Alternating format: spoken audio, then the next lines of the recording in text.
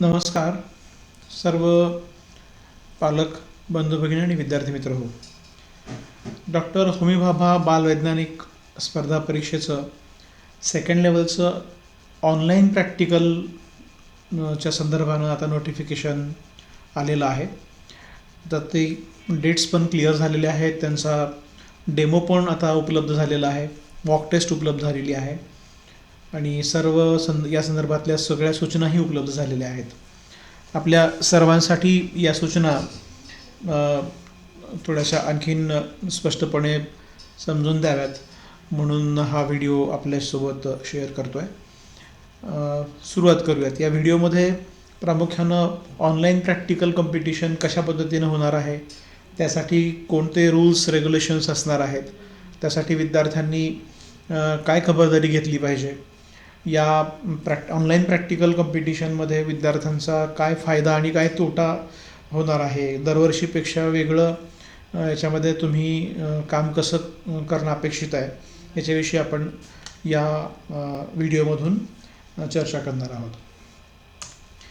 सगळ्यात पहिल्यांदा आपल्याला हे माहिती असायला हवं आहे की किमान हे माहिती आहेच आहे सगळ्यांना, तरी पुन्हा एकदा सगळ्यांसाठी सांगतो की इथे जो शेड्यूल आहे या 6वीचा आणि 9वीचा, त्याच्यामध्ये 6वीच्या वर्गासाठी 30 मिनटाचा वेळ असणार आहे ऑनलाईनमध्ये आणि त्यात नेहमीसारखेच 5 एक्सपेरिमेंट आहेत.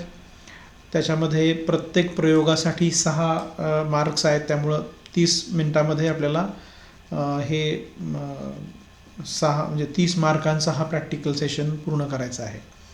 आता 9वीसाठी मात्र 3च प्रॅक्टिकल असणार आहेत. तुलनेने पाहायला गेलं तर 6वीचे 5 प्रॅक्टिकल्स आणि 9वीसाठी 3, तर थोडंसं 5वीच्या मुलांना तुलनेने जरा जास्त काम पडणार आहे, त्यांच्या वयाच्या मानाने जरा जास्त काम पडणार आहे, कारण परत ऑनलाईनमध्ये त्याला तुम्हाला कन्वर्ट करायचं आहे, ती इमेज PDF मध्ये कन्वर्ट करायची आहे वगैरे अनेक गोष्टी त्याचमध्ये तुम्हाला अंतर्भूत आहेत. तरीही 9वीच्या मानाने 9वीच्या लेवलचं जे प्रॅक्टिकल असणार आहे, फिजिक्स 1, केमिस्ट्रीचं 1 आणि बायोलॉजीचं 1 अशा पद्धतीचं, तर त्यामध्ये थोडं कॅल्क्युलेशन बेस असणार आहे. ऑब्झर्वेशन खूप कीन करावं लागणार आहे. तुमच्या मेंदूला थोडासा ताण येणार आहे की प्रॅक्टिकल सगळं ऑनलाईन पद्धतीनं कसं असणार आहे, कारण ऑनलाईन प्रॅक्टिकल तुम्हाला करायचं नाही आहे, हा याच्यातली जमेची बाजू आहे. तुम्हाला ते करून दाखवलं जाणार आहे आणि त्याचं ऑब्झर्वेशन फक्त तुम्हाला करायचं आहे आणि तुम्हाला त्या ठिकाणी त्याचं नोटिंग करून तो त्यांची जी एक रेडीमेड शीट पाठवली आहे त्याच्यावरती त्याचं मार्किंग करून लिहून ते अपलोड करायचं आहे. ते आपण पुढं बघणारच आहोत. आता इथं बायोलॉजीसाठी त्यांनी 5 स्पेसिमन ठेवणार आहेत आणि त्या 5 स्पेसिमनवरती आधारित आपल्याला प्रत्येकी 2 मार्क असणार आहेत त्याचे, आणि त्याचं परत तुम्ही अपलोड करायचं आहे, ते सोडून अपलोड करायचं आहे. इथंही 30 मिनिट आहेत आणि इथं 10 मिनिटामध्ये एक विषय असा आपल्याला संपवायचा आहे किंवा एक एक्सपेरिमेंट आपल्याला संपवायचा आहे. आता 6वीची परीक्षा ही अनाऊन्स झाली त्यावेळेला आपण पाहिलं की पहिल्यांदा ती 28 फेब्रुवारीला होणार होती, पण मग टेक्निकल अडचणीमुळं ही परीक्षा आता 14 मार्चला होणार आहे असं त्यांनी काल जाहीर केलं. आणि 6वीच्या मुलांसाठी ही परीक्षा ही दुपारी 2 ते 3 या 1 तासाच्या वेळेमध्ये तुम्हाला द्यायची आहे. आता इथं हे मेन्शन करताना मला खरं तर सांगावंसं वाटतं की परीक्षा 30 मिनटाची असताना हा जो टाईम दिला आहे हा 1 तासाचा दिला आहे, आणि तसाच 9वीला पण त्याने असं केलं आहे की त्याच दिवशी 14 मार्चलाच सकाळी 11 ते 12 म्हणजे परत इथंसुद्धा 1 तासाचा टाईम जो आहे तो मुलांना इकडे मिळणार आहे. मग आता हा 1 तास कशासाठी दिला आहे, तर त्यासाठी आपण एक लक्षात घ्यायला हवं की सध्याच्या काळामध्ये जे एक लॉग इन विंडो टाईम दिला जातो की ज्या दरम्यान तुम्ही लॉग इन करावं, कोणी 2 वाजता करेल 6वीचा विद्यार्थी, कोणी 2:15ला करेल, कोणी 2:15ला करेल, 2:20ला करेल, 2:30ला करेल, म्हणजे तो त्या दरम्यान त्यांनी लॉग इन करावं असं अपेक्षित यांना असावं. ही लॉग इन विंडो सिस्टम आहे, कारण एकाच वेळेला सगळेजणच 2 वाजता लॉग इन करायला लागले तर कदाचित डेटा सर्व्हरवरती लोड येईल आणि परीक्षा ही कुणाचीच चालू होणार नाही असं त्याच्यामध्ये शक्यता असते. यामध्ये काही महत्त्वाचे बदल झाले तर तुम्हाला तेही पुढं चालून मी सांगणार आहे की हे बदल काय झाला आहे. कारण प्रॉक्टरिंग पद्धतीची एक्झाम आहे, पण ह्या प्रॉक्टरिंग पद्धतीच्या एक्झामला आपण जेव्हा सोडवायला जाऊ तेव्हा याच्यामध्ये एक ॲडिशनल गोष्ट केली आहे, ती म्हणजे तुम्हाला त्या ठिकाणी तुमचा ऑब्झर्वर तुम्हाला या एक्झामसाठी जोडला जाणार आहे. तेही काय आहे हे तुम्हाला पुढं मी क्रमाक्रमाने सांगणारच आहे. आपण त्याच्यावरती सध्याला नको जायला, आपण एक एक स्लाईडच्या माध्यमातून पुढं जाऊयात. आता परीक्षेला जाण्यापूर्वी तुम्हाला काय असणार आहे, तर हे 3 मार्चला त्यांची काल लिंक तर आली मॉक टेस्टची, आणि ती सकाळी 11 वाजल्यापासून वेबसाईटवरती अवेलेबल पण आहे. तुम्ही पण ह्या लिंकचा वापर करून, जे इथं लिंक टाईप केली आहे त्याचा वापर करून तुम्ही सुद्धा तुमच्या मॉक टेस्ट ज्या आहेत त्या देणार आहात. काय होणार आहे बहुतांशी, की प्रत्येक विद्यार्थ्यांनी ही मॉक टेस्ट करून बघणं आवश्यक आहे. ज्याही मुलांचं सेकंड लेवलला सिलेक्शन झालं आहे त्या प्रत्येकाने ही मॉक टेस्ट देऊन बघणं अत्यंत आवश्यक आहे. त्याचं कारण असं की ह्या मॉक टेस्ट जी पद्धत आहे प्रॅक्टिकलची, एक तर प्रॅक्टिकल, त्यात पुन्हा ऑनलाईन पद्धतीनं करायचं, तर हे सगळं नव्यानंच आहे. इव्हन शिक्षकांनाही हे गोंधळात टाकणारं होतं, विद्यार्थ्यांनाही गोंधळात टाकणारं होतं, पालकांनाही संभ्रमामध्ये सगळे पालक होते. पण आता मात्र हे चित्र स्पष्ट झालेलं आहे आणि त्यामुळं एक दिलासा हा सगळ्या मुलांना मिळणार आहे. आणि हा दिलासा काय आहे, तर की मॉक टेस्टमुळं काय होईल की आपण सगळेजण अगदी सेम एन्व्हायरमेंट जे असेल एक्झामचं, त्या एन्व्हायरमेंटमध्ये प्रॅक्टिस करू ऑनलाईन पद्धतीनं. ते तुमच्यासाठी उपयोगाची गोष्ट आहे. इथं जो आपण लक्ष देण्यासारखा जो गोष्ट आहे ती कोणती आहे, की ensure that you have internet facility with good and consistent speed. मागे जेव्हा आपण थेरॉटिकल पेपर्स दिले आणि आपल्यापैकी दुर्दैवाने काही मित्रमैत्रिणींचे सिलेक्शन्स नाही झाले, कारण काय झालं की ते ऑनलाईन परीक्षा थेरीच्या पहिल्या लेवलची जी होती त्यावेळेला बऱ्याच मुलांचे प्रश्न डाउनलोड झाले नाहीत, इमेजेस डाउनलोड झाले नाहीत, जोड्या लावाच्या प्रश्नामध्ये अडचणी आल्या आणि त्यामुळं मुलं थोडीशी गोंधळून गेली, त्यांचा टेम्परमेंट कंटिन्यू राहिलं नाही आणि मग ते थोड्या फरकाने त्यांचं सिलेक्शन राहिलं. दुसरी गोष्ट अशी झाली की गेल्या वर्षीच्या तुलनेमध्ये यावर्षी कट ऑफ खूप जास्त वरती राहिला. म्हणजे 52 मार्काला इंग्लिश मिडियमचा कट ऑफ होता किंवा सेमी इंग्लिशचा, तिथं तो कट ऑफ हा आता 59 मार्कापर्यंत गेला. त्यामुळे कट ऑफही खूप वाढला, मराठी माध्यमाचाही तसंच कट ऑफ जो आहे तो खूप वाढला आणि त्यामुळं विद्यार्थ्यांचं दोन्ही बाजूनी थोडंसं नुकसान झाल्याचं निश्चित चित्र आहे. असो, आता प्रॅक्टिकलला ज्यांचं सिलेक्शन झालं आहे त्यांनी पुन्हा ती चूक करायची नाही आहे. त्यामुळं सगळ्यात महत्त्वाचं काय की तुमच्याकडे इंटरनेटचं कनेक्शन अतिशय ज्याला आपण काय म्हणू ते कॉन्स्टंट असलं पाहिजे, कन्सिस्टंट असलं पाहिजे. आणि जे काही तुमचा मोबाईल आहे, कारण यावेळेला प्रॅक्टिकलची एक्झाम फक्त मोबाईलवरतीच होणार आहे, ती तुम्हाला लॅपटॉप किंवा कम्प्युटर किंवा टॅब अशा कुठल्याही इतर डिव्हाइसवरती देता येणार नाही, बिलकुलच देता येणार नाही आहे. त्यामुळे तुम्हाला इंटरनेटची स्पीड आणि तुमचं लोकेशन जे आहे, तुम्ही ज्या ठिकाणी बसणार आहात परीक्षेसाठी, त्या सगळ्या गोष्टी ज्या आहेत या अतिशय काटेकोरपणे तुम्हाला करायच्या आहेत. ब्लँक ॲन्सर शीट्स तुम्हाला प्रॅक्टिकलसाठी याच वेबसाईटवरती उपलब्ध आहेत. Blank answer sheets for practical round जे इथं दाखवलं आहे की तो तुमच्यासाठी अवेलेबल आहे. ब्लँक ॲन्सर शीट आपण ज्याला म्हणू तो अवेलेबल करून ठेवलेला आहे. Blank answer sheets for practical round are available on our website. त्यांच्या वेबसाईटवरती आहेतच. आपणही त्या डाउनलोड करून घेतल्या असतील किंवा जर घेतलं नसेल तर त्या तिथं वेबसाईटवरती जाऊन तुम्ही डाउनलोड करून घेऊ शकता. मी तुम्हाला एका मिनटामध्ये ते कुठं डाउनलोड करून घेता येईल ते दाखवतो. या ठिकाणी ही जी MSTA वेबसाईट आहे, ही MSTA वेबसाईट आणि याच्यावरती तुम्हाला हे सगळं डाउनलोड करून घेता येणार आहे. आणि त्यामुळं ही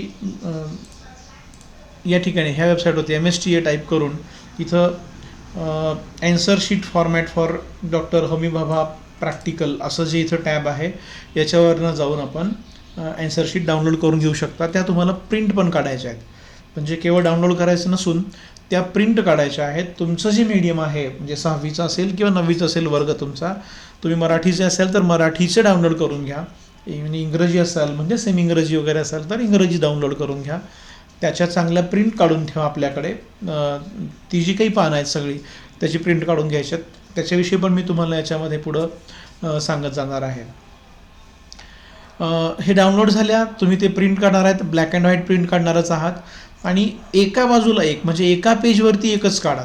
काही जण बॅक टू बॅक काढण्याचा प्रयत्न करतील, पण बॅक टू बॅक अवॉइड करायला सांगितलेलं आहे त्यांनी, कारण त्याचा फोटो घेऊन तुम्हाला अपलोड करायचा आहे आणि ते तुमच्याकडे वेळेचं बंधन असल्यामुळं ते इकडचं इकडं, मागचं लिहिलेलं पुढे उमटलं आहे, पुढचं लिहिलेलं मागं उमटलं आहे, असंही होण्याची शक्यता आहे. त्यामुळं स्वतंत्र कागदावरती सिंगल साईड ज्याला आपण म्हणतो तसं प्रिंट काढून तुम्ही रेडी राहायला हवं आहे. आता पुढं बघूयात आपण की याच्या पुढची जी मुद्दा आहे तो, जर समजा तुमच्याकडे ते डाउनलोड करून घेता नाही आलं तर तुम्ही जे काही तुमचे क्लासमेट्स असतील त्यांच्याकडनं ते तुम्ही त्याचं झेरॉक्स करून सुद्धा वापरू शकता. आता ब्लॅक बॉल पॉईंट पेन असं या ठिकाणी सजेस्ट केलं आहे, त्यामुळे आपण ब्ल्यू किंवा अजून दुसरा कुठला जमतो का, हे मला हे चांगला आहे तो चांगला आहे असं करून जमणार नाही. तुम्हाला ब्लॅक बॉल पॉईंट पेन सांगितलं तर तुम्हाला तोच वापरायचा आहे. त्यामुळे इथं त्यांनी जो चेक पॉईंट दिला आहे तो तुम्हाला इथं लक्षात ठेवायचा आहे की ब्लॅक बॉल पॉईंट पेन याच्यावर तुम्हाला वापरायचा आहे. आणि प्रॅक्टिकल एक्झाम जेव्हा तुमची होईल तेव्हा तो सगळा व्हिडिओ तुम्हाला पाहायला मिळणार आहे आणि त्या व्हिडिओचं ऑब्झर्वेशन तुम्हाला या ब्लँक ॲन्सर शीटवरती लिहायचं आहे. ते लिहून तुम्हाला तिकडे तुमच्याच कॅमेऱ्याने मोबाईलनी फोटो काढून त्याच ब्राउझरमधनं अपलोड पण करायचं आहे. ते कसं करायचं आहे हे तुम्हाला पुढच्या काही स्लाईड्समध्ये मी सांगणार आहे. एक त्याच्या पुढचं पॉईंट आहे की प्रत्येक ॲन्सर शीटवरती तुम्हाला तुमची माहिती, पर्सनल डिटेल्स जे आहेत ते त्या ॲप्रोप्रिएट बॉक्सेसमध्ये लिहायचे आहेत. आणि म्हणून you need to fill all personal details in the given boxes on the top of each page. हे इथं ईच पेज लक्षात ठेवा, प्रत्येक पेजवरती तुम्हाला इथं लिहायचं आहे. त्यामुळं एकतर ॲन्सर शीट डाउनलोड करून घेऊन त्या प्रिंट काढणं आलं, ते तुम्हाला मिळवून घेणं आलं. त्याच्यानंतर तुम्हाला ब्लॅक बॉल पॉईंट पेन वापरायचा आहे. त्यानंतर प्रत्येक पेजवरती, त्या ॲन्सर शीटच्या प्रत्येक पेजवरती तुम्हाला तिकडे डिटेल्स जे आहेत ते लिहायचे आहेत आणि तेही तुम्ही न विसरता आधीच रेडी करून ठेवायचं आहे. यासाठी परीक्षा सुरू होण्याची वगैरे वाट बघायची गरज नाही. तुम्ही परीक्षेच्या आधीच हे सगळे 2 दिवस करणार आहात. म्हणजे 14 मार्चला येणाऱ्या परीक्षा आहे तर तुमच्याकडे हे सगळं 12 मार्चला किंवा 13 मार्चला हे सगळं रेडी असलं पाहिजे. ओके, पुढच्या स्लाईडला जाऊ.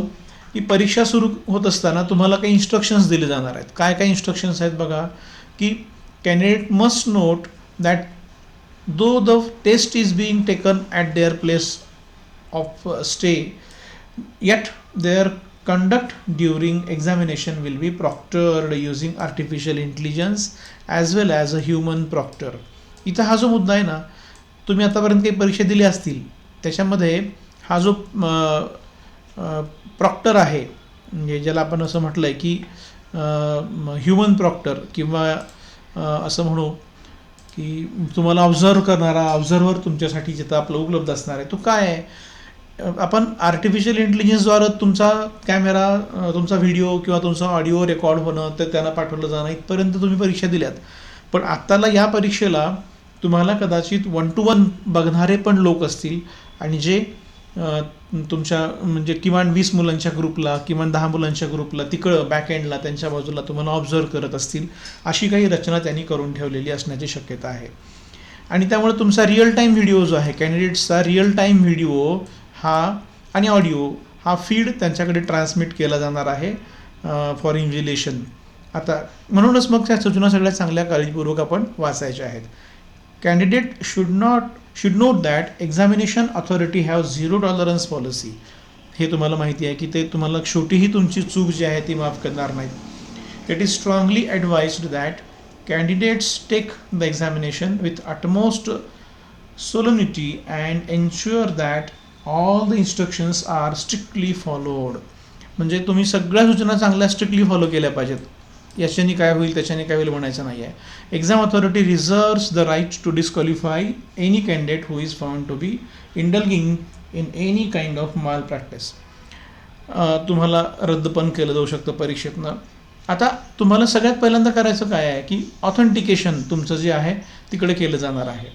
ते मी तुम्हाला इथं स्पीडनं वाचून दाखवणार आहे आणि प्लस तुम्हाला प्रॅक्टिकल पण करून दाखवणार आहे की त्याचं कसं ऑथेंटिकेशन होणार आहे. पहिली स्टेप आहे ती तुमचा फोटो काढण्याची, फोटो काढणं आणि तो अपलोड होणं हे होणार आहे. यूज बटन्स ऑन स्क्रीन ते पण आहे. स्टेप 2 आहे की तुमचं आय डी प्रूफ त्या ठिकाणी, मग ते शाळेचं असेल, इथे युनिव्हर्सिटी वगैरे हा शब्द चुकून राहिला असावा त्यांच्याकडनं, पण इथं तुमचं आय डी कार्ड जे आहे, शाळेचं आय कार्ड असेल, तुम्ही 6वीचं असाल तर 6वीचं, 9वी असाल तर 9वीचं, आणि हे नसेल तर आधार कार्डसुद्धा तुमचं तुम्ही अपलोड केलं तर चालेल, असं या ठिकाणी नमूद करण्यात आलेलं आहे. प्रश्न असा आहे की कुणी 9वीचा विद्यार्थी काय करेल की माझ्याकडे 8वीचा आय कार्ड आहे, 7वीचा आय कार्ड आहे, तर कृपा करून ते आय कार्ड अपलोड करू नका. कारण विनाकारण तुम्हाला परत वापस बाहेर पाठवलं जाईल की तुम्ही आहे तर शाळेचं उपलब्ध झालं असेल तर तुम्ही शाळेचं द्या, अदरवाईज तुमच्याकडे आधार कार्ड हे प्रमुख आहे, तुम्ही त्याचा वापर पण तिकडे करू शकाल. ओके. आणि याच्यानंतर तुम्हाला after this you need to click on the button start verification. हे नवीन गोष्ट आहे. म्हणजे नवीन गोष्ट काय आहे, तर ही नवीन गोष्ट आहे ती म्हणजे की an authoriser will connect to you for verification. आणि ऑथरायझर हा शब्द इथं वापरला आहे, त्यामुळं ऑथरायझर कोण असेल तर त्यांच्याकडनं कोणी व्यक्ती तुम्हाला तिकडे ऑथरायझर पद्धतीने जो आहे तो जोडला जाणार आहे. याच्यावरती तुम्ही लक्ष ठेवायचं आहे, ऑथरायझर हा शब्द काय आहे. An authoriser will connect to you for verification. As soon as the authorizer finds everything is okay, then he will let you enter the exam window. ऑथरायझरनी तुम्हाला ऑथराईज केल्यानंतरच तुम्हाला एक्झाम विंडोला प्रवेश करता येणार आहे. त्यामुळं इथं फक्त फोटो अपलोड झाला, आय डी कार्ड अपलोड झालं तर स्टार्ट एक्झाम होणार नाही. तुम्हाला वाट पाहावी लागेल तिकडून ऑथराईज होण्याची, आणि मग तुमचं स्टार्ट एक्झामचं बटन ॲक्टिवेट होईल आणि मग तुम्ही पुढं परीक्षेला एंटर करू शकाल. आता परीक्षेला एंटर केल्याच्या नंतर तुम्हाला या ठिकाणी पहिला जो आहे ती विंडो काय असणार आहे, first window will be the log in window. ही पहिली विंडो असणार आहे तुमच्यासाठी. आता या पहिल्या विंडोमध्ये परीक्षेच्या आधी तुम्हाला साधारण 14 मार्चच्या आधी एक 4 दिवस 5 दिवस किंवा 2 दिवससुद्धा आधी तुम्हाला तुमचं प्रॅक्टिकलसाठीचं वेगळं लॉग इन आय डी मिळणार आहे आणि त्याचाच वेगळा पासवर्डसुद्धा मिळणार आहे, आणि तुम्ही तो त्यावेळेला टाकायचा. सध्याला हा डेमोचा आहे त्यामुळं सगळ्यांना तो कॉमनच वापरायचा आहे, तो ऑलरेडी सेट असा असणार आहेच तो. तुम्ही इथं तुमचा तो प्रॅक्टिकलसाठीचा आलेला लॉग इन आय डी, पुन्हा सांगतो आहे की पहिल्या लेवलसाठी जो लॉग इन आला होता तो वापरायचा नाही आहे. सेकंड लेवलसाठी प्रॅक्टिकलसाठी वेगळा लॉग इन आय डी ते प्रोव्हाइड करणार आहेत, तुम्हाला तो वापरायचा आहे. आणि तो जर तुम्हाला 2 दिवस आधीपर्यंत नाही मिळाला तर तुम्हाला तिकडे मुंबईच्या संपर्क कार्यालयामध्ये किंवा तुमच्या विभागाच्या जिल्ह्याच्या संपर्क कार्यालयामध्ये तुम्ही तो मोबाईल क्रमांकावरती संपर्क करून तो मिळवायचा प्रयत्न करायचा आहे. कुठल्याही परिस्थितीमध्ये तो किमान 2 दिवस आधी आपल्याकडे येणं अपेक्षित आहे. लॉग इन करूयात. युजर आय डी टाकला आणि पासवर्ड टाकला, लॉग इन केलं की समोर तुम्हाला मग इन्स्ट्रक्शन शीट येईल जी आपण याच्या आधी पाहिली होती, आणि तुम्ही त्याच्या पुढं प्रोसीड केलं की आता तुम्हाला 2 स्टेप व्हेरिफिकेशन जे आहे ती ही दुसरा विंडो हा तुमच्यासमोर येईल. स्टेप 1 असा, तो तुम्हाला या ठिकाणी तुमचा कॅमेरा मोबाईलचा ऑन असला पाहिजे. तो ऑन झाला तर तुमचा इथं फोटो दिसायला लागेल, तुम्ही दिसायला लागाल. तुम्ही त्याचं क्लिकवर त्या ठिकाणी क्लिक करणार आहात आणि मग तुमचा फोटो इकडच्या बाजूला जो आहे तो इथं दिसायला लागतो. तो फोटो आला की मग इथं अपलोड नावाचं बटन आहे, त्याला क्लिक करा. मी एक सॅम्पल म्हणून तुम्हाला दाखवले, कारण आत्ताला स्क्रीन डिसेबल आहे त्यांची ऑनलाईनची प्रिंट स्क्रीन करण्यासाठी, त्यामुळं तो स्क्रीन प्रिंट होत नाही आहे. आता इथं तो मी कसा बसा केला आणि तुमच्यासमोर प्रेझेंट करतो आहे, तर असा फोटो येईल आणि तो तुम्हाला इकडं अपलोड करायचा. याच्यानंतर एक स्टेप आहे, ती तिसरी स्टेप इथं तुम्हाला सध्याला दिसत नाही आहे. ती स्टेप काय आहे, तर तुमचं आय डी कार्ड जे आहे तर त्याचं अपलोड असं सेमच करायचं आहे. तुम्हाला फक्त कॅमेरासमोर त्याला धरायचं आहे. तुम्हाला ही सगळी प्रोसेस मी लाईव्ह पण करून दाखवणार आहे. पहिलं प्रेझेंटेशन दाखवलं, आता पुढं जाऊयात. इथं जे स्टेप्स आहेत ती काय काय तुमच्यासमोर आहेत. You must sit in a silent room with no background sound. There should be proper light on your face. Ensure a plain and contrast color background behind you. म्हणजे तुमच्या मागे कॉन्ट्रास्ट असणारं, म्हणजे तुमच्या शर्टला किंवा तुम्ही जिथं बसलाय त्याच्या मागे विरुद्ध असणारा असा कलर कॉन्ट्रास्ट असला पाहिजे. तुम्ही समजा रेड कलरचं शर्ट घातलं तर मग मागे फेंट कलरचं बॅकग्राऊंड असावं, मागे रेड कलरचं बॅकग्राऊंड असेल तर फेंट कलरचा शर्ट असावा. असं साधारणपणे आपण स्वतः मॅनेज करायचं आहे. याच्यामध्ये कंपल्शन कुठलंच नाही आहे, पण ते सांगतायत त्याला मॅच करण्यासाठीचं जे तुम्हाला करता येऊ शकतं, तुम्ही तसा विचार जो आहे तो घरी करायचा आहे. पण यासाठी खूप वेगळा उपद्व्याप करत बसू नका. म्हणजे आता प्लेन बॅकग्राऊंड म्हटलं आहे तर मग त्याला वेगळी स्क्रीन आणा, त्यासाठी वेगळे पैसे खर्च करा, असं काही वेगळं डोक्यात खूळ तुमच्या येऊ देऊ नका. जे म्हणून शक्य आहे मिनिमम एक्सपेन्सेसमध्ये तुम्हाला ते करायचं आहे. तुमच्या घरामध्ये एखादी भिंत अशी असतेच या ठिकाणी इंटरनेटची रेंज खूप व्यवस्थित येईल, अशा ठिकाणी तुम्ही तिकडे हे करू शकतात. हां, मी तुम्हाला एक रिकमेंड करेन की तुम्ही सगळ्यांनी तुमचा जो मोबाईल आहे तो व्हर्टिकल याच्यामध्ये तिकडे 90 डिग्री अँगल ज्याला म्हणतो आपण तसा तो एखाद्या ट्रायपॉडवरती किंवा मोनोपॅडवरती सुद्धा किंवा एखाद्या सेल्फी स्टिकला सुद्धा तुम्ही ठेवून तो सेटल करू शकतात. कारण किमान 2 ते 2.5 फुटाचं अंतर तुम्हाला तुमच्या कॅमेराच्या आणि तुमच्यामध्ये ठेवायचं आहे. तुमच्यासमोर एक टेबलसारखं काही असावं, पलीकडं तो मोबाईल आणि त्याचा कॅमेरा सुरू असावा, जेणेकरून तुम्ही जे प्रॅक्टिकल करत आहात, ऐकत आहात, तर ते पाहून ते ऐकून तुम्हाला समोरून पॉज पण करता यावं एखाद्या वेळेला. कारण आत्ताला मॉकला तर व्हिडिओ पॉज होतोय त्यांचा, पण कदाचित जर ऑनलाईनमध्ये पॉज नाही झाला तर ती एक गोष्ट तुम्हाला लक्षात घ्यावी लागणार आहे. पण समजा पॉज करता आला तर पॉज करता यावं. ऑब्झर्वेशन लिहित असताना तुम्ही जे लिहित आहात तेही कॅमेऱ्यामध्ये रेकॉर्ड केलं जावं. कारण त्यांनी स्पष्टपणे इन्स्ट्रक्शन दिलेले आहेत की व्हेरीफायर जो असणार आहे, ऑथोरायझर जो असणार आहे, त्यांनी जर तुम्हाला त्या ठिकाणी तुमचा कॅमेरा जर त्यांनी रँडमली चेक केला, व्हिडिओ चेक केला, रिअल टाईम व्हिडिओ चेक केला, तर तुमच्या समोर तुम्ही जे लिहित आहात ते त्याला दिसलं पाहिजे. त्याचं म्हणणं असं आहे की तुमचा जो उत्तरपत्रिका आहे आणि तुम्ही हे त्या ठिकाणी त्याला कॅमेऱ्यातनं व्हिजिबल असले पाहिजेत. ओके, आपण हे पुढं ऑनलाईन गेल्याच्यानंतर पाहणारच आहोत. आता हे बाकीचा सगळा जो इथं जे प्रोसेस आहे हे मी तुम्हाला ऑनलाईनच करून दाखवेन. हे सगळं स्लाईड तुमच्यासमोर आहेत. आता इथं जी उत्तरपत्रिका आहे ती तुमच्यासमोर अशी असणार आहे. तुम्ही जर डाउनलोड केली PDF तर ह्या या पद्धतीची असणार आहे. ओके, आता फक्त लक्षात घ्या की तुम्ही जे काही प्रयोग करून बघणार आहात किंवा जो प्रयोग केलेला आहे तो बघून त्याचं ऑब्झर्वेशन करणार आहात, हे ऑब्झर्वेशन तुम्हाला इथं त्याचं मार्किंग करायचं आहे, व्यवस्थित लिहायचं आहे, ठराविक वेळेमध्येच हे पूर्ण करायचं आहे.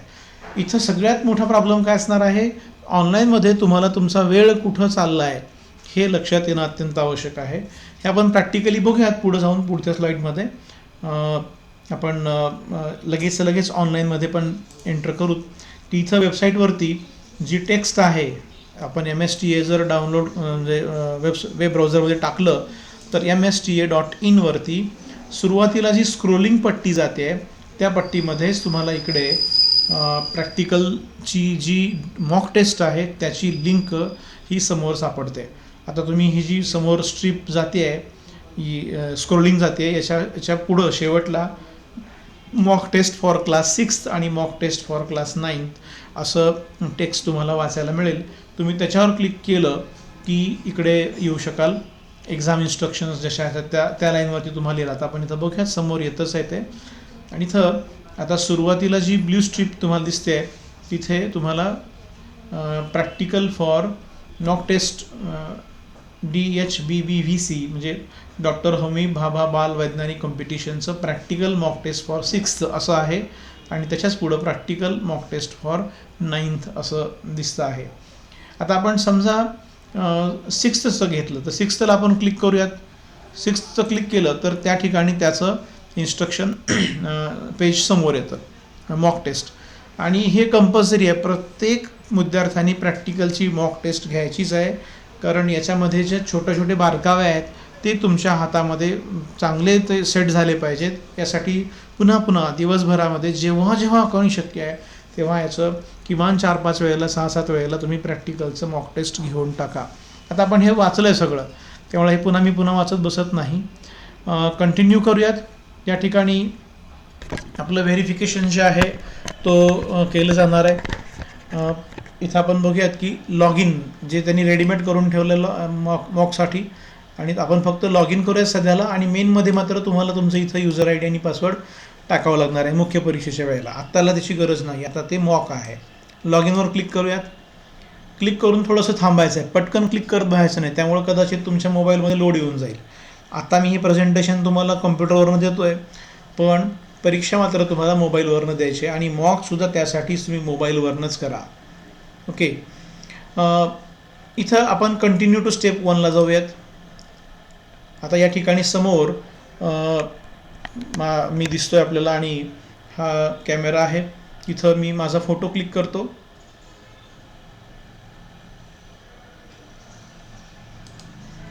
फोटो क्लिक झाल्याच्या नंतर तो मला अपलोड पण करायचा आहे. तुम्ही ही स्क्रीन बघत आहात. अपलोड क्लिक झालं तर त्या ठिकाणी फोटो अपलोडेड म्हणून सक्सेस तो त्या ठिकाणी डायलॉग बॉक्स येतो, त्याला आपण ओके म्हणूयात. आता कंटिन्यू टू स्टेप 2 याच्यावर क्लिक केलं तर आता तुम्हाला तो आय कार्ड विचारतो आहे. मग समजा मी माझं आय कार्ड त्या ठिकाणी दाखवलं. हे तुम्ही तुमच्याकडं शाळेचं असेल तर शाळेचं दाखवा, आणि माझं असेल तर मी इथं माझं तर करून दाखवतोच आहे. हे त्याला स्पष्टपणे समोर येऊ द्यात, कारण तुमचं आय कार्ड हे स्पष्ट जोपर्यंत दिसणार नाही तोपर्यंत तुम्हाला व्हेरीफाय केलं जाणार नाही. स्पष्टपणे समोर आलं तेव्हा त्याला क्लिक करा, आणि मग हे आय कार्ड इथं फोटो आला की त्याला अपलोड असं म्हणता येईल. आपण याला अपलोड केलं, आय डी कार्ड अपलोडेड. आता स्टार्ट एक्झामवरती क्लिक करूयात. आता एक्झाम स्टार्ट केल्यानंतर परत या ठिकाणी तुम्हाला बऱ्याच काही गोष्टी सांगितलेल्या आहेत. त्यात तुम्हाला सगळ्यात अगोदरच्या तुम्हाला मी सांगितल्यात, पण आता इथं जे आहे की किमान 2 फुटाचं अंतर तुम्ही ठेवायला हवं आहे, आणि जेणेकरून तुमचा मोबाईल कॅमेरा तुम्हाला चांगलं कॅप्चर करू शकेल. Keep your mobile on stand vertically 90 degree to the base. तो असा व्हर्टिकली ठेवा असं त्यांचं म्हणणं आहे. If in your video captured by system you and your answer sheet are invisible, you might be disqualified by the system. तुमच्याकडे ती answer sheet जी आहे ती स्पष्टपणे दिसली पाहिजे. तुम्हाला मगाशी मी बोललो की तुम्ही आणि तुमची आन्सर शीट ही समोर मोबाईलच्या कॅमेऱ्यामध्ये दिसणं आवश्यक आहे. Upload clear and complete image of answer sheet in PDF format. Remember time is limited. इथं परत सांगितलं जातं की तुम्ही तुमचा वेळ जो आहे तो खूप लिमिटेड आहे, आणि PDF फॉर्मॅटच फक्त ॲक्सेप्ट करणार आहेत. PDF फॉर्मॅट तुमच्या मोबाईलमध्ये फोटो काढला तर तो JPG इमेज येतो, तो चालणार नाही. आणि म्हणून तुमच्या मोबाईलमध्ये तुम्ही काढलेल्या फोटोला लगेच PDF मध्ये कन्व्हर्ट करणारं सॉफ्टवेअर, वेगळं सॉफ्टवेअर आहे. मी तुम्हाला डिस्क्रिप्शनमध्ये पण ह्या व्हिडिओच्या लिंक ती पाठवतो की ते सॉफ्टवेअर तुम्ही डाउनलोड करून घ्याल, आणि त्याच्या मदतीनं फोटोही काढता येईल तुम्हाला, आणि त्याच्या मदतीनं ते PDF पण कन्वर्ट करून ठेवता येईल, आणि ते PDF तुम्हाला अपलोड पण करता येईल. त्यात अजून लगेच सांगून देतो की त्या PDFची साईज ही 3 MB पेक्षा लहान असली पाहिजे. त्याच्यापेक्षा जास्त असेल तर परत तुम्हाला रिपीट शूट करावं लागेल. त्यात क्रॉप पण करता येतं इमेजला तुमच्या. कोणती इमेज? तर तुम्ही पहिला प्रयोग कराल, प्रयोग करत तुम्ही जे ऑब्झर्वेशन लिहाल, त्याची जी उत्तरं लिहाल, त्या कागदाचा फोटो तुम्हाला घ्यायचा आहे आणि त्याचं PDF पाठवायचं आहे. तुम्ही हेही लक्षात घ्या की या ठिकाणी तुम्ही पहिल्या प्रयोगाचं जेव्हा अपलोड कराल तेव्हा दुसऱ्या प्रयोगाकडे जा असं रिकमेंड तुम्हाला मी करतो आहे. कारण एक अपलोड करून टाकत गेलो आपण तर तुम्हाला किमान त्याचे तरी मार्क्स मिळतील. म्हणजे पुढचा एखादा प्रयोग डिले झाला तुम्हाला, किंवा नाही सुचलं उत्तर आणि टाईम निघून गेला, तर तुम्हाला मग तुमचं अपलोडिंग करायचं शिल्लक राहील आणि काहीच साध्य होणार नाही. त्यामुळं एक प्रयोग झाला की पटकन त्याचं डेटा शीट जे आहे ते अपलोड करणं तुमच्या फायद्याचं राहणार आहे. ओके. आता तुम्ही अपलोड केलं आणि तुम्हाला असं वाटलं की अरे चुकलं आपलं उत्तर, तर मात्र तुम्हाला वापस येता येणार नाही. हा तुम्ही लक्षात घ्यायचा आहे की once the image is uploaded, PDF file is uploaded, you cannot delete it, और तुम्ही त्याला रिवाईव्ह करू शकत नाही. त्यातही लक्षात घ्यायचं असं की तुमचे प्रयोग सगळे करण्यात वेळ सगळा निघून गेला, आणि वेळ निघून गेल्याच्या नंतर तुम्हाला असं वाटलं की अरे आता अपलोड करायचं राहून गेलं, तर त्याला काही इलाज नाही, तुम्हाला 0च मार्क मिळून जातील. तुम्ही नंतर त्यांना कशाही प्रकारे हातपाय जोडू शकणार नाहीत की काही करा, आमचं अपलोड करून घ्या, ईमेलवरनं घ्या, प्रत्यक्ष आणून देतो, असं कोणतंही त्या ठिकाणी चालणार नाही.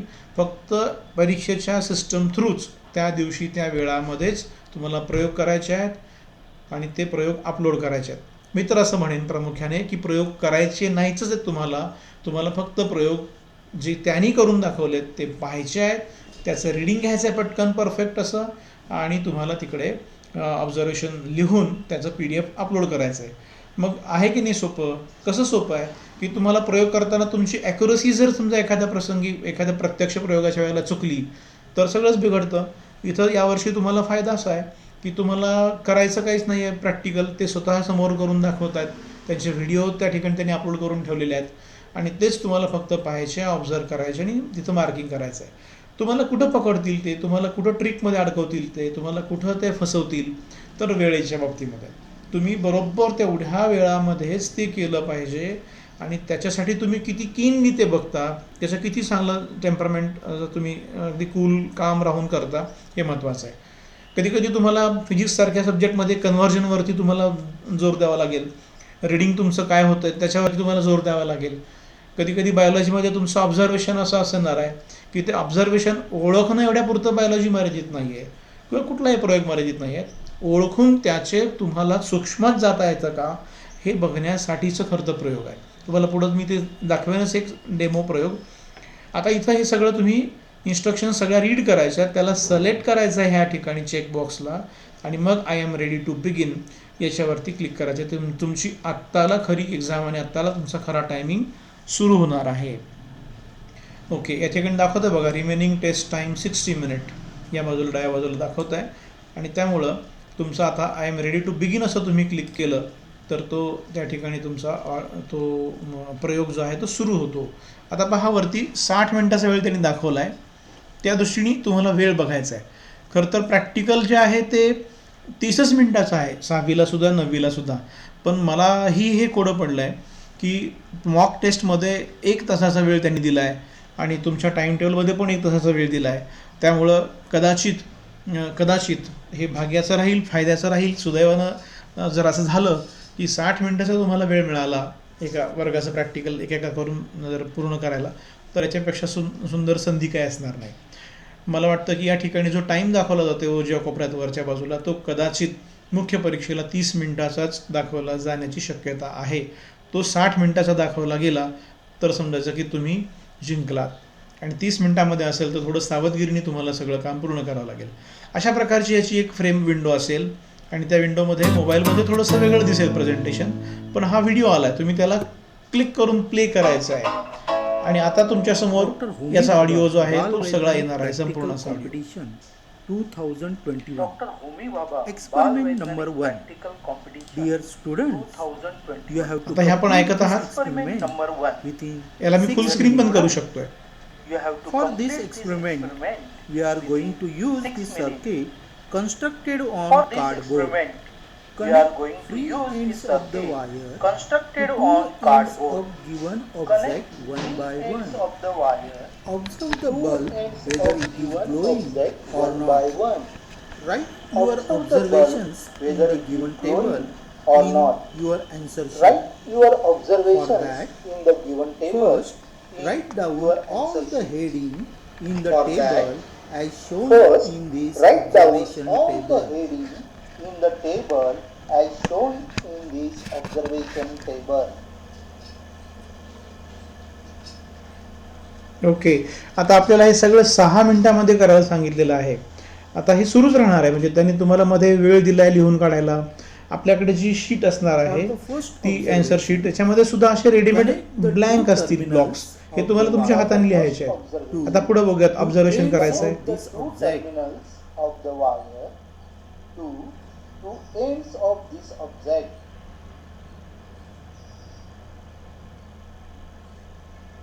म्हणजे इथं काहीच होत नाही. इथं आता आपण जे पाहिलं होतं अगोदर, हा जो टेबल होता तुम्हाला याच्यामध्ये काय करायचं आहे की वुडन स्पून आहे, pencil sharpen at both ends, pencil sharpen at one end, आणि नेल दिलेला आहे. म्हणजे वुडन स्पून असेल तर त्या ठिकाणी तो बल्ब लागेल का, आपण ऑब्झर्व करण्याच्या आधी सांगू शकतो की तो बल्ब लागणारच नाही आहे. ओके, पेन्सिल शार्पन दोन्ही बाजूला शार्प केलेली पेन्सिल असेल तर नक्की बल्ब लागणार आहे. Pencil sharpen at one end तर बल्ब लागणार नाही आहे. नेल म्हणजे तो खिळा असणार आहे तर त्याला लागणार आहे. म्हणजे इथं बल्ब ग्लोज हे 3 ठिकाणी तुम्हाला लिहावं लागेल ऑब्झर्वेशन, आणि pencil sharpen at one end तर या ठिकाणी डज नॉट ग्लो असं लिहावं लागेल. आणि मग त्याचं सबस्टन्स कसं आहे, कंडक्टर आहे का रजिस्टर आहे, तर जिथं लागला त्या ठिकाणी तो कंडक्टर, जिथं लागला नाही त्या ठिकाणी तो रजिस्टर, जिथं लागला त्या ठिकाणी, आणि लागला त्या ठिकाणी कंडक्टर आणि लागला नाही त्या ठिकाणी रजिस्टर असं लिहायला लागेल. त्यामुळं हे ऑब्झर्वेशन आपण लिहिलं तर झाला हा प्रयोग. म्हणजे 6वीच्या मुलांसाठी पटकन उत्तरापर्यंत पोहोचता येईल अशा प्रकारचा हा प्रयोग आहे. तुम्ही याच्यानंतर समजा तुम्हाला असं वाटलं की मला सगळा प्रयोग करत व्हायची गरज नाही, मी याचा वेळ जो आहे तो पुढं वाचू शकेन का, निश्चितच याला आपण लगेच दुसऱ्या क्लिकवरती जाऊयात आणि दुसरा प्रयोग या ठिकाणी ऐकूयात. असं पण होऊ शकतं, म्हणजे पहिला प्रयोग तुम्हाला वाटला की मला तो जमला, मला जास्त वेळ याच्यामध्ये वेळ घालायची गरज नाही, तर तुम्ही तो वेळ वाचून दुसऱ्या प्रयोगाला सुद्धा तिकडे जाऊ शकता. ओके, आपण बघूयात की हा दुसरा प्रयोग आपण इथं समजा घेऊयात. आता हा एक बायोलॉजीचा प्रयोग तुमच्यासाठी, हा 6वीचा वर्गाचा मी पहिल्यांदा घेतोय. हा आपण बायोलॉजीचा समजा प्रयोग करून घेतला. यांचं नीट निरीक्षण करा. अ आणि ब हे तुम्हाला ओळखायचं आहे आणि यांच्या नोंदी पुढील प्रमाणे तुम्हाला करायच्या आहेत. पुढचा तक्ता बघा. नमुना अ आणि ब मॅडम. पदार्थ ओळखा. नंतर एकदल द्विदल वनस्पती कोणती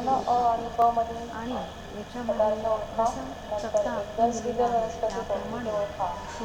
आणि याच्यामध्ये जसं तक्ता आपण दिलेला आहे त्याप्रमाणे तुम्हाला त्याची उत्तरं नोंदवायची आहेत. आता इथं आपल्याला सांगितलेलं आहे की ते एकदल आणि द्विदल वनस्पती कोणती, म्हणजे बायो आणि मोनोकॉट काय, तर हे ओळखायचं आहे. तर तुम्ही इथं पहिल्यांदाच पाहिलेलं आहे की पदार्थ ठेवलेले आहेत. या तक्त्यामध्ये म्हणजे नमुना अ असा दिला आहे. दोनच इथं तुम्हाला सॅम्पल दिलेले आहेत, तुम्ही त्याच्यावरनं तो विचार करायचा. ओके, हे दोन पदार्थ ठेवलेले आहेत. यांचं ऐका परत एकदा. निरीक्षण करा.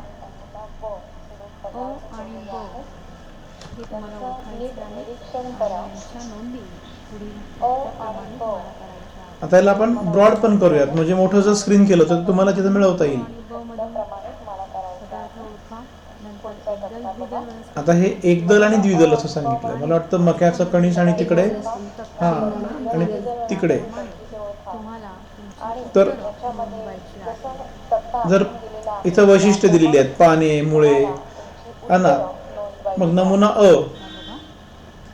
अ आणि ब तक्ता आखून दिलेला आहे त्याप्रमाणे तुम्हाला तुमची उत्तरं नोंदवायची आहेत.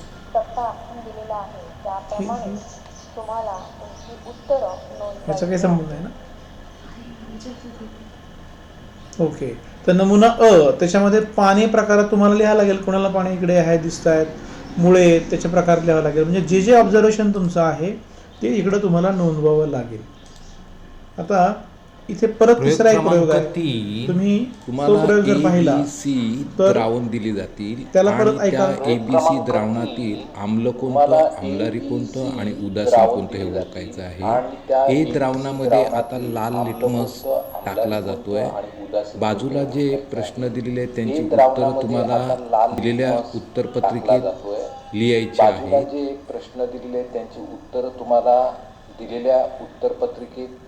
लिहायची आहे.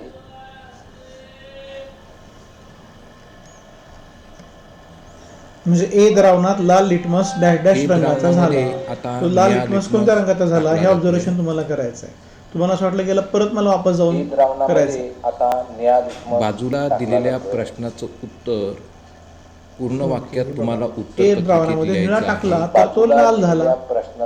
तर तुम्हाला इथं फक्त लाल लिहायचं आहे, लाल रंगाचा झाला असं लिहायचं आहे. तर अशा प्रकारे तुम्हाला ऑब्झर्वेशन्स करायचे आहेत आणि सगळे प्रयोग हे इथं करून पूर्ण करायचे आहेत. आता एक फिजिक्सचा प्रयोग आहे. हा थोडासा तुम्हाला टफ वाटण्याची शक्यता आहे, कारण याच्यामध्ये तुम्हाला Experiment number 4. ऐका काय म्हणतात. Find the diameter of thread with the help of scale. स्केलच्या मदतीनं तुम्हाला त्या थ्रेडचं डायमीटर तुम्हाला फाइंड आउट करायचं आहे. आता इथं 4-5 प्रश्न असे येतात की ती कुठं सुरू केली, कुठून सुरुवात केलं. तर 6.2 वरनं सुरू केलं, मग संपलं कुठं. तर हे असं याचे सगळे त्याला गुंडाळून ते 8.2 पर्यंत गेलं आहे. पण तुम्हाला दिसणार नाही आहे ते. इथं तुम्हाला अज्युम करावं लागतं की इथं 8 असणार आहे, इथं 1 आणि इथं 2 पर्यंत आलं आहे. तर 6.2 ते 8.2 असं केलं आहे. आणि असे वरती प्रश्न येतात 1, 2, 3, 4, 5, 6 जे जे प्रश्न असतील त्या प्रश्नाचं तुम्हाला ऑब्झर्वेशन तिकडे कागदावरती नोंदवायचं आहे. इथं फरक कसा केला जातो आहे की तुम्हाला जे विचारलं जात आहे, आता इथं मिलीमीटरमध्ये काही विचारलं आहे आणि याच्या आधीच्या प्रश्नाला सेंटीमीटरमध्ये काही विचारलं आहे. त्यामुळं सेंटीमीटरमध्ये तुम्हाला त्याचं उत्तर सांगायला लागेल काही प्रश्नाला, आणि काही प्रश्नाला त्याच प्रयोगामध्ये तुम्हाला त्याचं उत्तर मिलीमीटरमध्ये सांगावं लागतं. म्हणजे तुम्हाला ते तिथं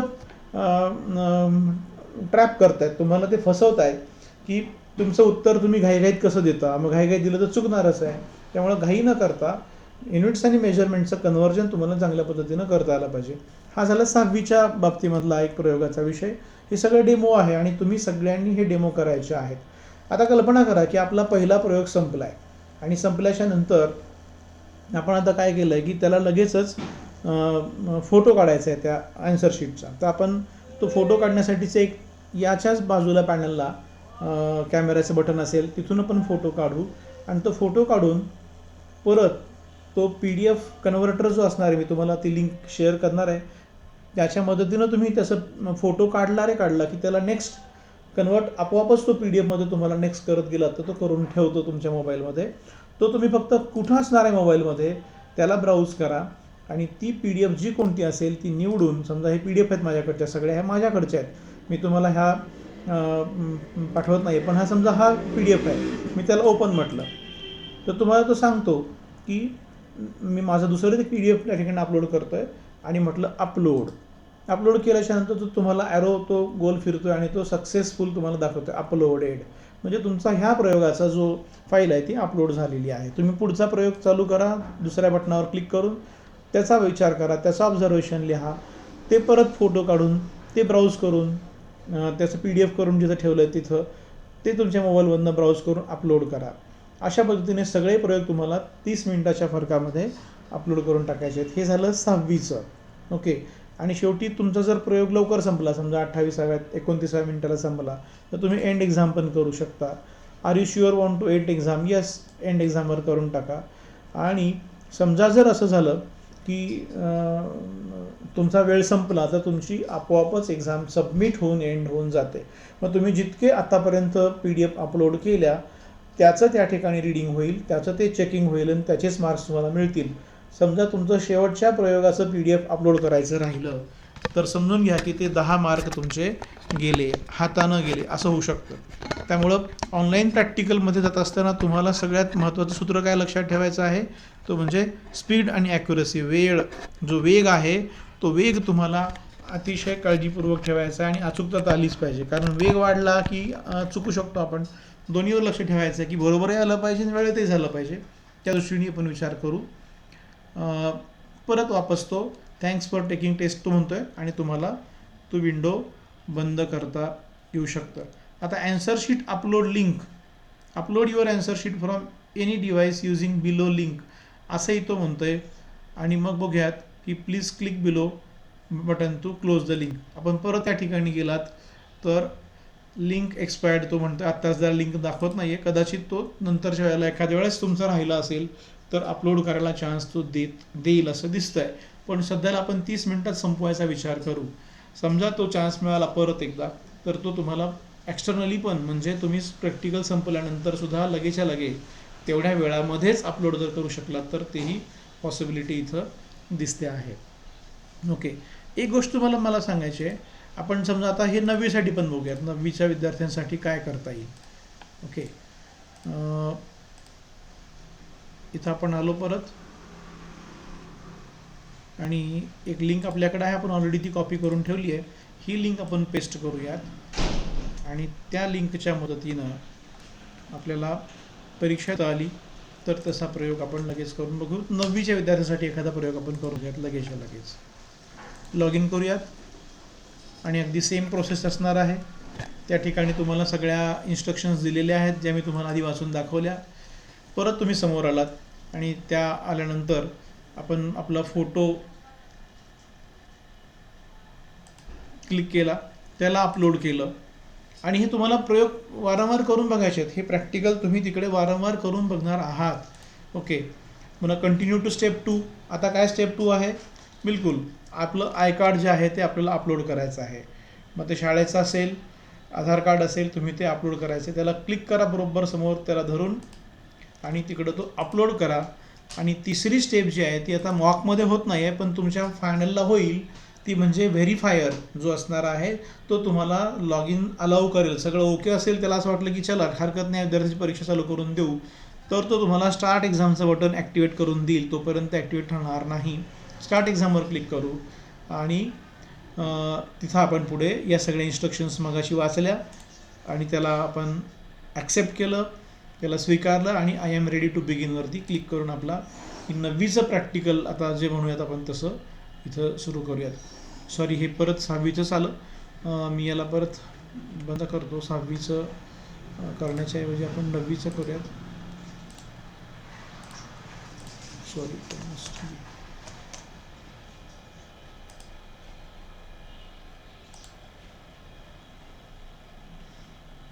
इथं आपण 9वीच्या लिंकवरती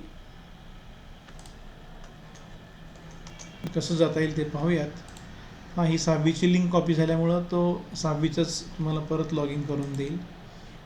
आपण त्याच्याऐवजी 9वीचं करूयात. 2 सेकंदात ती लिंक आपल्यासमोर येऊन जाईल. दरम्यान हे लक्षात ठेवायचं आहे की ऑनलाईनमध्ये आपल्याला वेळ वाचवणं आवश्यक आहे. काही विद्यार्थी काय करतील की ऐकत ऐकत ऑब्झर्वेशन लिहितील आणि काही विद्यार्थी पूर्ण प्रयोग ऐकून झाल्यानंतर ऑब्झर्वेशन लिहितील. दोन्हीही तुमच्या मनावरती आहे की तुमचं कसं सराव आहे, कशा पद्धतीनं काम केलं आहे, तसं तुम्ही ते ॲक्सेप्ट करू शकाल. आता आपण 6वीचा मॉक टेस्ट पाहिला, लगेचच काही वेळामध्येच आपण त्याच्या 9वीचाही मॉक टेस्ट आता पटकन बघूयात. आपण 9वीच्या मॉक टेस्टला क्लिक केलं आणि कंटिन्यू टू स्टेप 1 आपल्याला हे माहिती आहे, याला आपण कंटिन्यू केला. तो तुम्हाला परत इन्स्ट्रक्शन देतो आहे की काय तुमच्याकडे व्हेरिफिकेशन असणार आहे, सिस्टम काय असणार आहे. आपण याला परत लॉग इन करूयात. जे त्यांचा मॉक टेस्ट आहे त्याला कंटिन्यू टू स्टेप 1 आणि इथं परत तुमचा फोटो तो समोर दिसायला लागेल. तो फोटो दिसल्याच्या नंतर तुम्हाला क्लिक करायचा आहे, आधीच करू नका.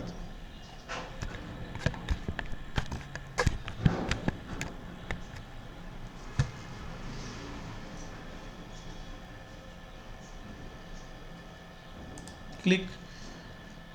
तो चुकला असेल तर परत क्लिक करू शकता तुम्ही. आणि अपलोड. आता माझ्या मागे तुम्हाला दिसत असेल की इकडं मागं प्रकाश चमकतोय, तो तसं तुमच्या फोटोला चमकता कामा नये. Continue to step 2. तुम्ही तुमचं आय कार्ड त्या ठिकाणी दाखवू शकता. कॅमेरा समोर धरायचा आय कार्ड. क्लिक करूयात, त्याला अपलोड करूयात आणि मग तुमचा अपलोड झाल्याच्या नंतर व्हेरीफायर तुम्हाला त्या ठिकाणी तो स्टार्ट एक्झाम बटन ॲक्टिवेट करून देईल.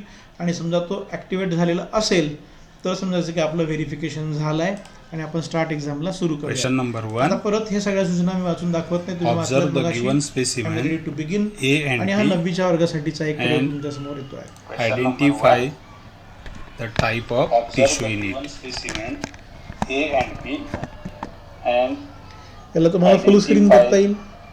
the type of tissue in it.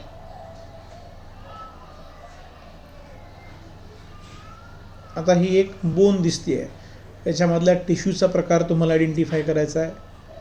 आणि त्याचबरोबर हे सॅम्पल ए आहे, तर सॅम्पल बीमध्ये पण तुम्हाला दिसतं आहे तर हे नारळाचं ती बरवंटी आहे आणि ती तुम्हाला ती टणक कवच आहे ते तुम्हाला त्याच्यातला टिश्यूचा प्रकार पण ओळखून तिकडे लिहायचा आहे. Question number 2. ओके. प्रश्न असा आहे Which की human nervous अशा system प्रकारचं is ऑब्झर्वेशन तुम्हाला affected करायचं. by क्वेश्चन 1 याच्यासाठी nicotine तुम्हाला झालं present 2 in मिनिटाचा the वेळ. given specimen? आता लगेच question number 2. Human nervous Write system is the affected name by of harmful chemical nicotine in the present given in the specimen given specimen. other than nicotine. आता हे Write the specimen name check of करा harmful आपण. chemical in the given specimen other than nicotine. म्हणजे आता specimen तुम्ही जे पाहत आहात हे तुम्हाला दिसतं की ह्या बाउलमध्ये एक साधारण ही टोबॅको म्हणजे तंबाखूचं दिसतं आहे. तर ह्याच्यामध्ये निकोटीन तर आहेच आहे. ओके. मग काय which human nervous system is affected by nicotine present in given specimen, हे तुम्हाला आयडेंटिफाय करायचं आहे. म्हणजे सेंट्रल नर्वस सिस्टम अफेक्टेड होते हे तुम्हाला माहीत असलं पाहिजे. जर हे टोबॅकोचं जर आपण सेवन केलं, कुणी सेवन केलं तर हे तुम्हाला पक्कं माहीत पाहिजे. कारण तुम्ही हे बघितलं हेल्थ अँड डिसीजमध्ये तुम्हाला या सगळ्या गोष्टी शिकवल्या जातात त्या चॅप्टरमध्ये. पण आपण ऑब्झर्व करतो का, आपल्याला सांगितलं जातं की टोबॅको कॉजेस कॅन्सर, पण टोबॅकोमध्ये साधारण 59 असे छोटे छोटेसे केमिकल्स आहेत की त्यांच्यामुळं कॅन्सर कॉज होतो. म्हणजे इतकं छोटं ऑब्झर्वेशन तुमचं असलं पाहिजे. नुसतं टोबॅको माहीत असून उपयोग नाही आहे, ते कळून उपयोग नाही. त्याचं ऑब्झर्वेशन पाहिजे की कशामुळं काय घडू शकतं. आता इथं सांगितलं की हे write the name of harmful chemical in the given specimen other than nicotine. आता पहिला प्रश्न काय होता की which human nervous system is affected, तर आपण म्हटलं की सेंट्रल नर्वस सिस्टम अफेक्टेड होते. दुसरा प्रश्न विचारतो की तंबाखूमध्ये निकोटीन असते, सगळ्याला माहिती आहे, जनरली सगळ्याला माहिती आहे निकोटीन हेच तुम्हाला घातक आहे. पण ते विचारतात की निकोटीन शिवाय दुसरं अजून काय आहे याच्यामध्ये घातक असं, रसायन कोणतं, केमिकल कोणतं असू शकतं, बरेच आहेत. त्याच्यामध्ये आपण जर याचा नीट विचार केला तर याच्यामध्ये आपल्याला सायनाईड पण सापडतं. म्हणजे केमिकलचा जर विचार केला आपण तर तो हायड्रोजन सायनाईड अशा प्रकारचे केमिकलसुद्धा तुम्हाला इथं लिहिता येऊ शकतं. हे दुसऱ्या याच्यामध्ये नमुन्यामध्ये आपण जर विचार केला तर इतके छोट्या छोट्या गोष्टीचं तुम्हाला माहिती असली पाहिजे. त्यामुळं तुम्हाला एक ॲडिशनल करायचं आहे पुढच्या 8-10 दिवसामध्ये, की अशा प्रकारचे कुठे छोटे छोटे प्रॅक्टिकल्स तुम्हाला यूट्यूबवरनं जर सापडली तर तेही तुम्ही स्वतःहून पाहायला आणि त्याचं ऑब्झर्वेशन करायला विसरायचं नाही आहे. ते तुमच्या फायद्याचीच गोष्ट असणार आहे. ओके, तर हा बायोलॉजीचा विषय आहे. मला आपण इथं परत फिजिक्समध्ये पाहूयात. तसं एखादा तुम्हाला डेमो आहे, तर वेळेअभावी तुम्हाला सगळे डेमो काय आज मी करून दाखवत नाही आहे. आता केमिस्ट्रीचा आहे.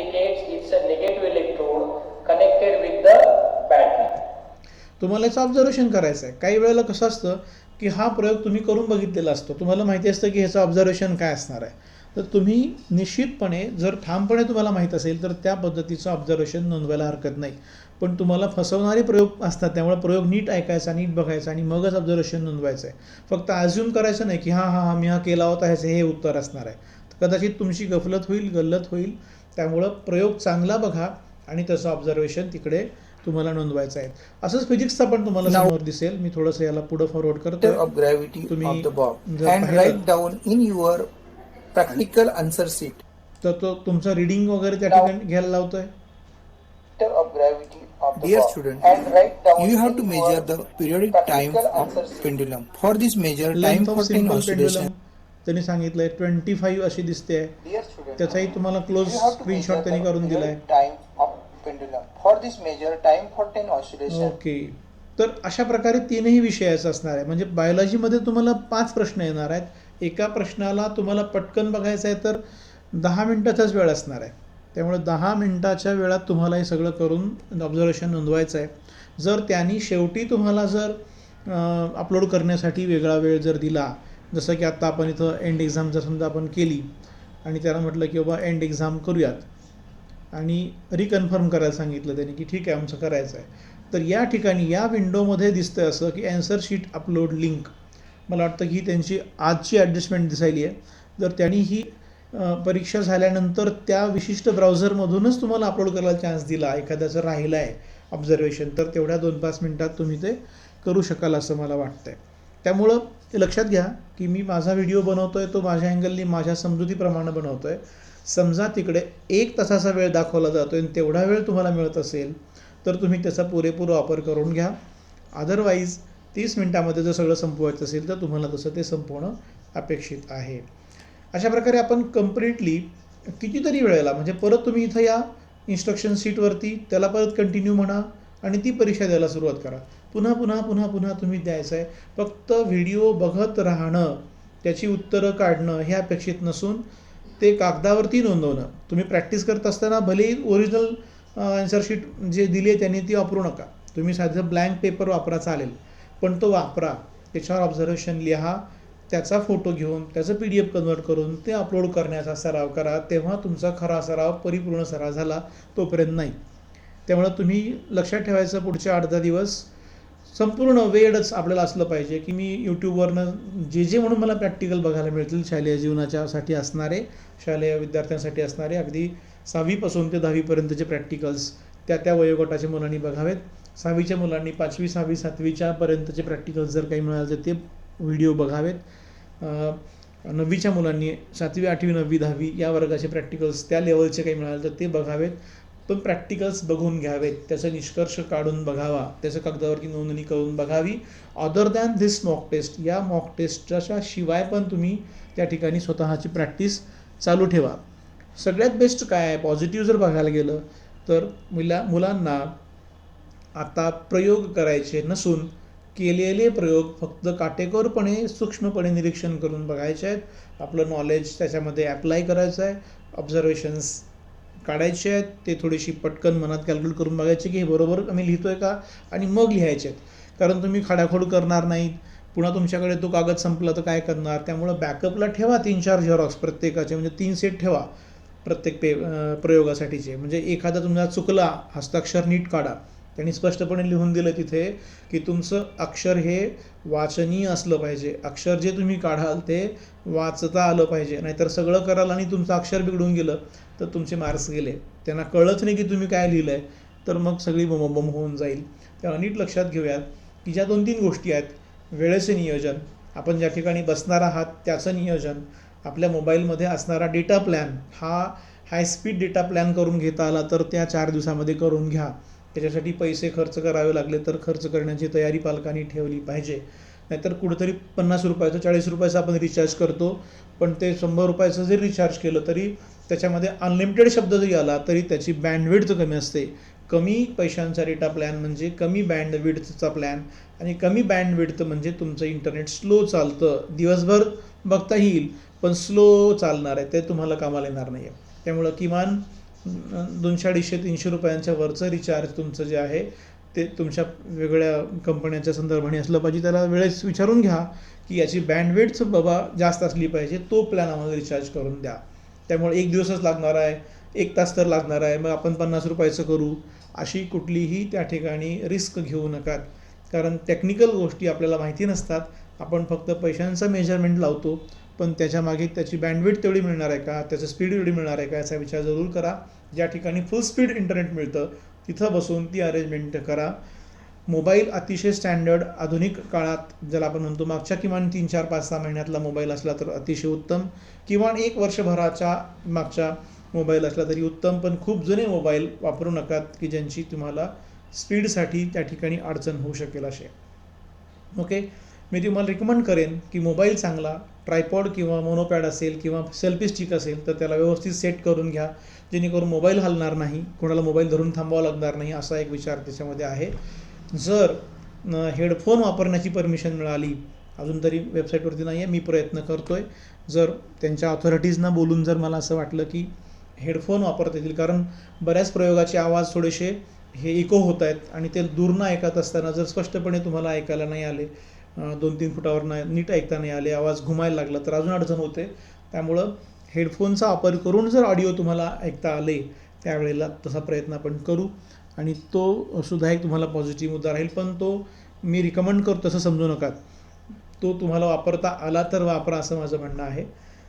बाकी तयारीत राहा आणि सगळ्यांनी येणाऱ्या 14 मार्चला चांगल्या पद्धतीनं डॉक्टर होमी भाभा बालवैज्ञानिक स्पर्धा परीक्षेच्या प्रॅक्टिकल्सला सामोरे जा.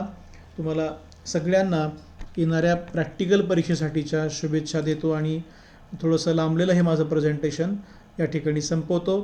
नेटिझन्समध्ये प्रॅक्टिकल्ससाठी आम्ही भरपूर मेहनत घेतलेली आहे. मुलांनी जवळपास 70-75 प्रयोग केलेले आहेत. अजूनही काही विद्यार्थ्यांना जर वाटत असेल प्रयोगासाठी जॉईन करावं तर ते विद्यार्थी नेटिझन्सला निःशुल्कपणे जॉईन करू शकतील. त्या विद्यार्थ्यांना सेकंड लेवलवरून थर्ड लेवलला जर काही विद्यार्थी असे पुढे गेले तर थर्ड लेवलचा प्रोजेक्ट रिपोर्ट असेल किंवा वायवा असेल याच्यासाठीसुद्धा नेटिझन्समधनं गायडन्स तुम्हाला दिलं जाईल.